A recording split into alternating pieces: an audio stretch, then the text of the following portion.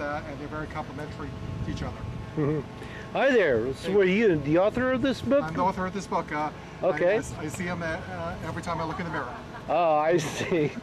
Okay, so tell me, so when you put this book together, how long did it take you to gather all the information for it? It depends on what you count. I actually started, quote-unquote, writing the book in 2000 when the crew got assigned to the mission well before they even flew in space. Wow. By the time the accident took place, half of what's in the book was already written, because like I said, it's primarily about the book, it's about the people in the mission. But it took about 2 years of full-time writing to actually finish the book and get it published. But it must have been quite a shock after the accident. It was an incredible shock to me because I was the first person in the press area to realize that things had gone wrong.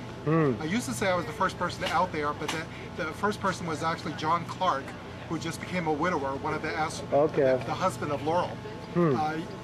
He's a NASA flight surgeon, and so he was, and a pilot. So he was very aware that the bad tire pressure message was something that should not have been expected. I was just minorly concerned when they were out of communications, because that's not a big deal. But then when they couldn't get a hold of them on the backup radio, I realized something had gone really, really bad, and it really hit me like a sack of bricks.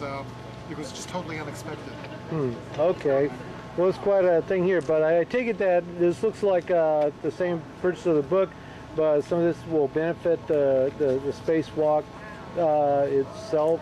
Absolutely. The spacewalk Hall of Fame Foundation. Absolutely. I see. I'm one of the volunteers at the museum, hence the green volunteer shirt. I see. I donate a percentage of the sales of my books to the museum. So tell me, it looks like you're getting ready for the crowds. Absolutely. All right.